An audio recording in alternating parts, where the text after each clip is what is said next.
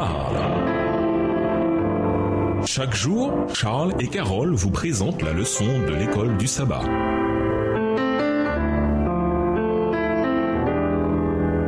Bienvenue dans votre émission Dieu nous parle. Nous voilà à la leçon de mercredi. Philippe et Nathanaël. Lisons Jean 1, les versets 43 à 46. Que révélait le message de Philippe sur la foi qu'il avait déjà en Jésus? Jean 1, les versets 43 à 46. Le lendemain, Jésus voulut se rendre en Galilée et il rencontra Philippe et lui dit, « Suis-moi. » Philippe était de Bethsaïda, de la ville d'André et de Pierre. Philippe rencontra Nathanaël et lui dit, « Nous avons trouvé celui de qui Moïse a écrit dans la loi et dont les prophètes ont parlé, Jésus de Nazareth, fils de Joseph. » Nathanaël lui dit, « Peut-il venir de Nazareth quelque chose de bon? » Philippe lui répondit, « Viens et vois. » Philippe était de Bethsaïda comme André et Pierre. Il trouva son ami Nathanaël et lui parla de Jésus. Jean le baptiseur avait appelé Jésus l'agneau de Dieu. André avait dit à Pierre qu'il avait trouvé le Messie. Mais Philippe dit que Jésus est celui à propos duquel Moïse et les prophètes avaient écrit. Et il ajoute le nom Jésus de Nazareth. Sa référence à Nazareth provoque une vive réaction chez son ami. Nathanaël semble avoir des préjugés sur la petite ville de Nazareth. Comment un roi pouvait-il venir d'un coin aussi perdu? Les préjugés nous empêchent facilement de voir les gens pour ce qu'ils sont vraiment. Philippe semble avoir compris, peut-être d'après de précédentes conversations avec Nathanaël, que devant des préjugés, il ne sert à rien de se lancer dans des arguments philosophiques ou théologiques. Mais il vaut mieux plutôt inviter la personne à faire elle-même l'expérience de la vérité. Il répond simplement, viens voir. Et c'est exactement ce qu'il fait. Il va voir. Lisons Jean 4, les versets 47 à 51. Comment Jésus a-t-il convaincu Nathanaël de qui il était et quelle fut la réaction de Nathanaël? Jean 1, les versets 47 à 51. Jésus, voyant venir à lui Nathanaël, dit de lui, voici vraiment un Israélite dans lequel il n'y a point de fraude. D'où me connais-tu? Lui dit Nathanaël. Jésus lui répondit, avant que Philippe t'appelât, quand tu étais sous le figuier, je t'ai vu. Nathanaël répondit et lui dit, Rabbi, tu es le Fils de Dieu, tu es le roi d'Israël. Jésus lui répondit, parce que j'ai dit que je t'ai vu sous le figuier, tu crois, tu verras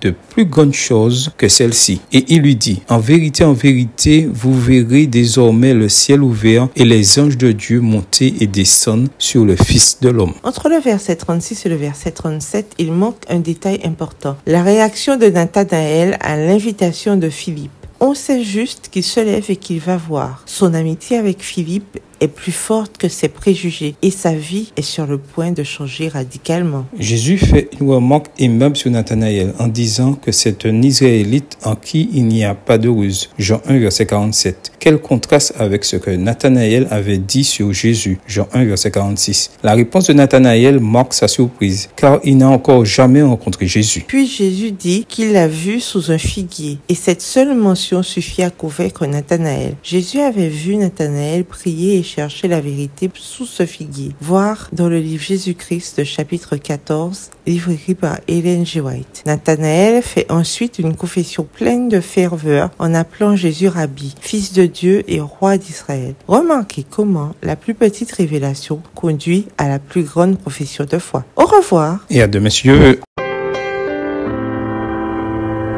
Dieu nous parle.